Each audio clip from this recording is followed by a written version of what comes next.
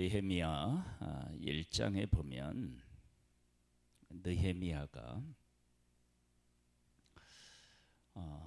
예루살렘에 다녀온 사람들을 통해서 예루살렘의 형편을 듣게 됩니다.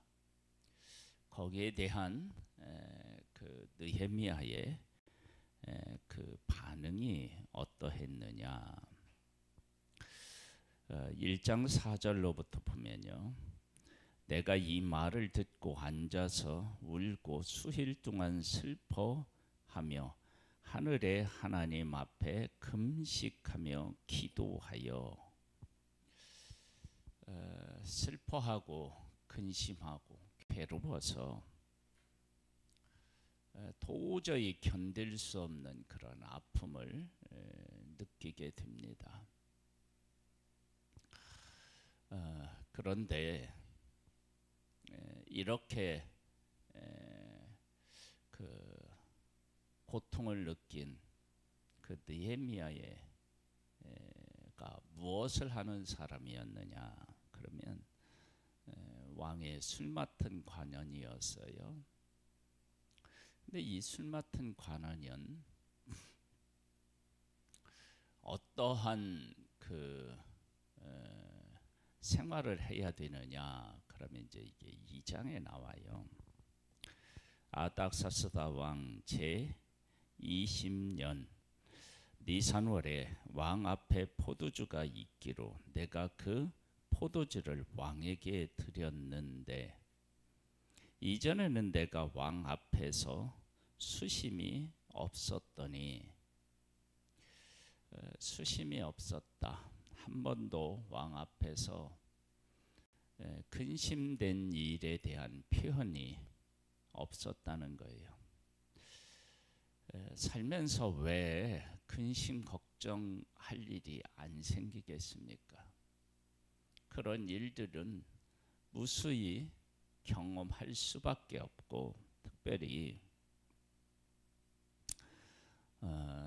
어느 시대나 어느 곳에서나 권력을 가지고 있는 사람 옆에 있다. 그러면 항상 공격의 대상이 되었을 겁니다.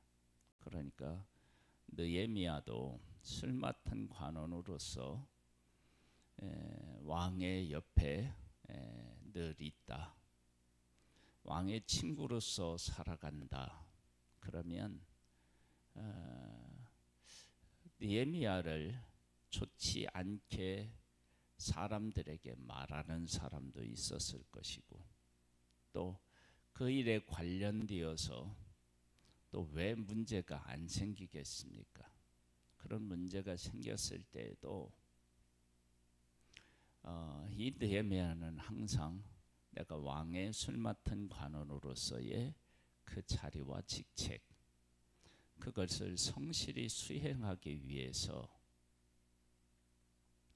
감정 조절, 이런 것들을 잘 해왔던 거죠. 그런데 예루살렘 형편을 들었을 때는 그게 안 되었던 것입니다. 이 이야기는 내가 왕으로서 술 맡은 관원으로서, 왕의 술 맡은 관원으로 그 직책을 감당하는 것과 비교할 수 없을 만큼 하나님의 성전에 대한 마음이 얼마나 컸는지를 읽을 수 있다라고 하는 것입니다. 만일 왕의 술 맡은 관원으로서의 그 직책을 이 세상 어떤 것보다 중요하게 여겼더라면 성전이 무너지고 성벽이 무너지고 백성들이 고통을 당하고 그 얘기를 들었다 할지라도 왕 앞에서는 웃었겠죠. 전에 느헤미야에 했었던 모습 그대로 그렇게 되었겠죠. 그런데 하나님을 향하는 마음, 성전을 향하는 마음, 백성을 향하는 마음이 어느 곳에 어떤 일을 하든지 그것보다 컸다라고 하는 것에서 근심빛에서 왕 앞에서 근심빛 그 수심 그것이 그것을 표현하고 있다, 말하고 있다라고 하는 것입니다. 하나님을 향한 그 슬픔의 마음이든지 기쁨의 마음이든지 하나님을 사랑하는 사람에게는 그런 것이 표현되게 되어 있습니다. 다윗은 언약궤가 들어올 때 너무 기뻐서 왕의 모든 지기를 다 내려놓고 춤을 춥니다. 바지가 내려갈도록 춤을 춥니다. 하나님 앞에서는 내가 왕이 아닌 거예요. 하나님 앞에서는 나를 사랑하고 나를 귀히 여겨서 왕으로 세워놓으신 그 위대하신 여호와 하나님, 그 위대하신 여호와 하나님만 있을 뿐이었죠. 우리들의 삶에도 하나님을 사랑한다라고 하면 하나님의 사랑에 대한 것들이 우리들에게 표현되어야 됩니다. 하나님에 관련되어 있는, 물론 하나님하고 관련되어 있지 않은 일이 세상에 어디 있겠습니까마는, 그러나 술 맡은 관원이 아니고 내가 하나님의 백성이라고 하는 이 정체성, 그 정체성 안에서 소중한 것이, 진짜 소중한 것이 무엇인지를 알고 그것과 함께 기뻐하기도 하고 그것 때문에 슬퍼하기도 하는 사람, 이 사람이 하나님과 또 느헤미야로 말하면 같은 백성을 사랑하고 있는 것이 아니겠습니까? 그래서 수심이 있었다, 왕 앞에서 수심이 있었다라고 하는 것이 느헤미야의 신앙의 깊이를 우리에게 잘 설명해 주고 있는 것입니다. 볼까요? 왕이 내게 이르시되 네가 병이 없거늘 어찌하여 얼굴에 수심이 있느냐, 이런 필연 네 마음에 근심이 있음이로다 하더라. 그때 내가 크게 두려워하여 왕에게 대답하되 왕은 만세 수를 하옵소서. 내 조상들의 묘실이 있는 성읍이 이제까지 황폐하고 성문이 불탔사오니 내가 어찌 얼굴에 수심이 없사오리이까 하니. 내가 왜 그러느냐, 왕이 왕에게 했을 때 깜짝 놀라는 거야. 내가 왕 앞에서 이 수심이 있는 얼굴로 대하면 안 되는데, 그런데 솔직하게 얘기를 하는 거예요. 우리 조상의 묘실이, 그리고 성벽이, 또 성전이, 우리 백성이 문제를 안고 고통 가운데 있는데 나 혼자 왕을 모신다고 술 맡은 관원으로 있다고 웃을 수만은 없습니다. 그렇게 이야기한 거죠. 왕이 내게 이르시되 그러면 네가 무엇을 원하느냐 하시기로 내가 곧 하늘의 하나님께 묵도하고 왕에게 하리되 왕이 만일 좋게 여기시고 왕의 목전에서 은혜를 얻었사오면, 종이 왕의 목전에서 은혜를 얻었사오면 나를 유대 땅 나의 조상들의 묘실이 있는 성읍에 보내어 그 성을 건축하게 하옵소서 하였는데, 이것은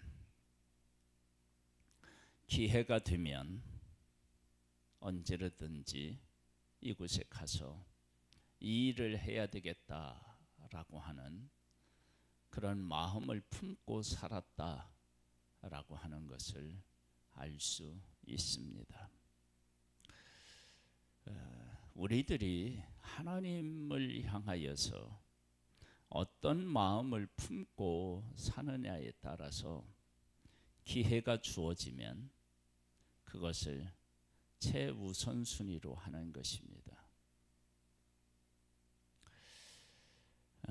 그때에 왕후도 왕 곁에 앉아 있었더라. 왕이 내게 이르시되 네가 몇 날에 다녀올 길이며 어느 때에 돌아오겠느냐 하고 왕이 나를 보내기를 좋게 여기시기로 내가 기한을 정하고 내가 또 왕에게 아뢰되 왕이 만일 좋게 여기시거든 강서쪽 총독들에게 내리시는 조서를 내게 주사 그들이 나를 용납하여 유다에 들어오기까지 통과하게 하시고, 지금 이 느헤미야가 왕에게 요구하는 이 요구를 보면서 뭔가 좀 생각나는 게 없나요? 전에 스룹바벨이라든지 에스라라든지 할 때 이런 비슷한 일들이 있었잖아요.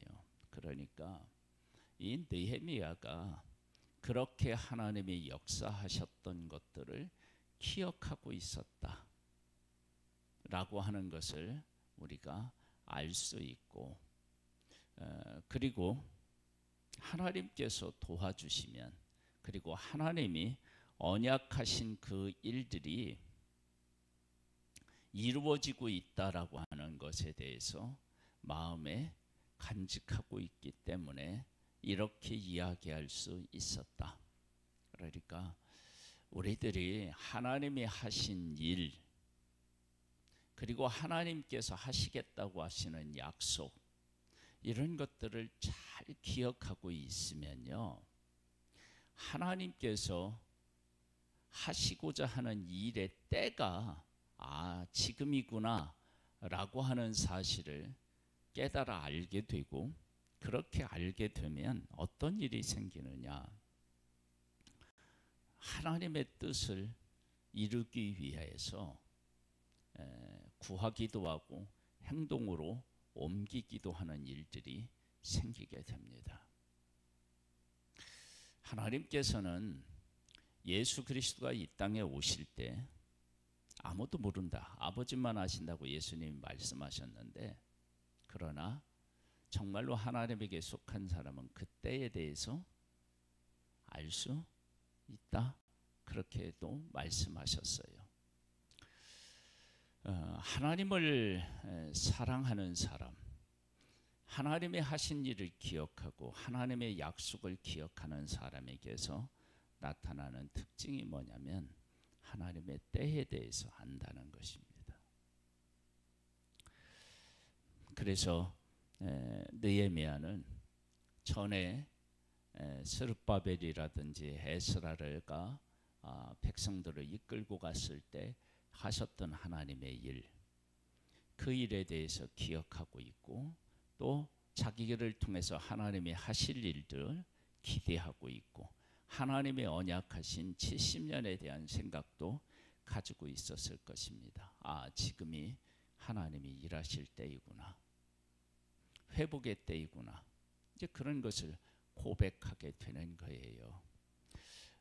우리가 하나님의 일에 대한 우선순위를 가지고 살아가면 하나님은 우리의 때에 내가 일해야 할 때를, 내가 나서야 할 때를, 하나님이 하실 그 일하실 때를 깨닫게 하시고 나를 통해서 하나님은 일하시는 줄을 믿습니다. 이런 하나님에 대한 사랑과 또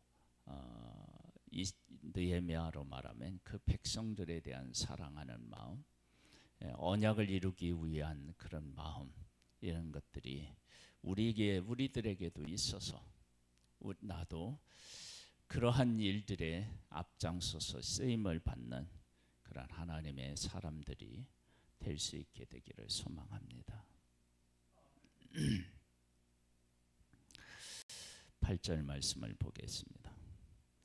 또 왕의 살림 감독 아삽에게 조서를 내리사 그 그가 성전에 속한 영문의 문과 성곽과 내가 들어갈 집을 위하여 들보를 쓸 제목을 내게 주게 하옵소서 하며 내 하나님의 선한 손이 나를 도심으로 왕이 허락하고 군대 장관과 마벽을 보내어 나와 함께 하게 하시기로 내가 강 서쪽에 있는 총독들에게 이르러 왕의 조서를 전하였더니 호른 사람 산발락과 종이었던 암몬 사람 도비아가 이스라엘 자손을 흥하게 하려는 사람이 왔다 함을 듣고 심히 근심하더라. 내가 예루살렘에 이르러 머무른 지 사흘 만에 내 하나님께서 예루살렘을 위해 무엇을 할 것인지 내 마음에 주신 것을 내가 아무에게도 말하지 아니하고 밤에 일어난 몇몇 사람과 함께 나갈새 내가 탄 짐승 외에는 다른 짐승이 없었더라. 그 밤에 골짜기 문으로 나아가서 용정으로 분문에 이르는 동안에 보니 예루살렘 성벽이 다 무너졌고 성문은 불탔더라. 왜 밤에 가냐? 낮에 살펴보면 되는데, 그런데 자기가 도착했을 때 이미 스룹바벨과 에스라가 왔었잖아요. 그래서 지금 제 3차 온다 그러면 또다시 이게 하나님의 일이 이루어질 것이라고 하는 것을 이들도 알았잖아요. 반대하는 사람들도. 그러니까 그런 낌새를, 그런 모양새를 눈치챈 거예요. 그래서 느헤미야가 왜 왔는지에 대하여서 정확하게 알지 못하고 있을 때 내가 여기서 어떤 일을 해야 되는지에 대해서 정확하게 계획을 세우고자 현장에 가본 것입니다.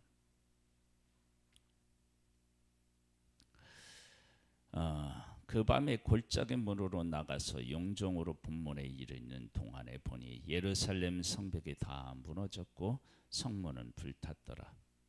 이것은 그 예루살렘에 다녀온 사람들이 자기에게 한 이야기가 그냥 한 이야기가 아니고 속인 것이 아니고 진실한 얘기였다라고 하는 것을 확인한 거예요. 앞으로 나아가 스텝문과 왕의 못에 이르러서는 탄 짐승이 지나갈 곳이 없는지라 그 밤에 시내를 따라 올라가서 성벽을 살핀 후에 돌아서 골짜기 문으로 돌아와 들어왔으나 방백들은 내가 어디 갔었으며 무엇을 하였는지 알지 못하였고 나도 그 일을 유다 사람들에게나 제사장에게나 귀족들에게나 방백들에게나 그 외에 일하는 자들에게 알리지 아니하다가 후에 그들에게 이르기를 우리가 당한 공경은 너희도 보고 있는 바라. 예루살렘이 황폐하고 성문이 불탔으니 자 예루살렘 성을 건축하여 다시 수치를 당하지 말자 하고 또 그들에게 하나님의 선한 손이 나를 도우신 일과 왕이 내게 이른 말씀을 전하였더니 그들이 그들의 말에 일어나 건축하자 하고 모두 힘을 내어 이 선한 일을 하려 하며 하나님이 누구의 마음도 지금 만지고 있어요?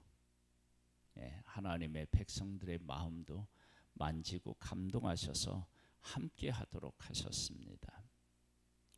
호른 사람 산발락과 종디었던 암몬 사람 도비아와 아라비아 사람 게셈이 이 말을 듣고 우리를 업신여기고 우리를 비웃어 이르되 너희가 하는 일이 무엇이냐 너희가 왕을 배반하고자 하느냐 하기로 내가 그들에게 대답하여 이르되 하늘의 하나님이 우리를 형통하게 하시리니 그의 종들인 우리가 일어나 건축하려니와 오직 너희에게는 예루살렘에서 아무 기업도 없고 권리도 없고 기억되는 바도 없다 하였느니라. 하나님이 이렇게 도우시고 일하셨는데 방해하는 사람을 없게 하지는 않으셨어요. 그런데 하나님이 무엇을 이들에게 주셨느냐?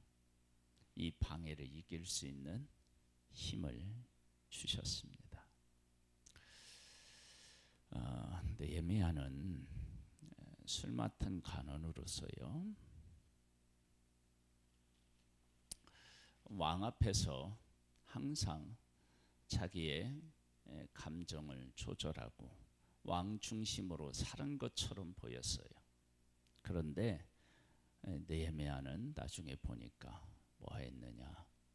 하나님과 하나님의 백성, 하나님의 뜻을 그 중심에 두고 있었음을 왕 앞에 수심을 통해서 그의 그 신앙을 드러내 보인 것입니다. 우리도 우리의 중심에 하나님을 사랑하고 하나님의 뜻을 사랑하고 하나님이 사랑하는 사람을 사랑하게 되면 우리의 기쁨과 슬픔이 하나님과 함께하는 사람으로 나타나게 됩니다. 그것을 통해서 내가 정말로 소중하게 여기고 귀하게 여기는 것이 무엇인지를 알 수 있게 됩니다. 우리 마음을 다하고 뜻을 다하고 성품을 다하여 하나님을 사랑해서 하나님과 함께 기뻐하고 하나님과 함께 슬퍼하는 하나님의 사람으로서 살 수 있게 되기를 소망합니다. 아버지 하나님, 우리에게 은혜 위에 은혜를 더하여 주셔서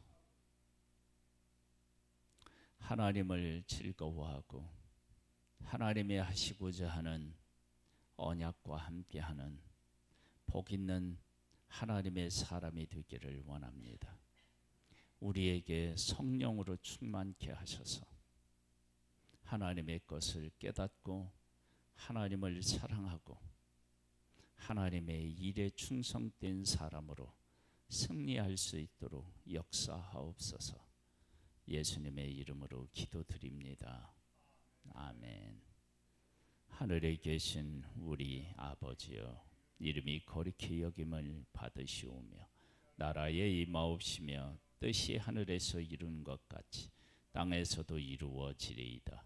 오늘날 우리에게 일용할 양식을 주옵시고 우리가 우리에게 죄 지은 자를 사하여 준 것 같이 우리 죄를 사하여 주옵시고 우리를 시험에 들게 하지 마옵시고 다만 악에서 구하옵소서. 대개 나라와 근세와 영광이 아버지께 영원히 있사옵나이다. 아멘.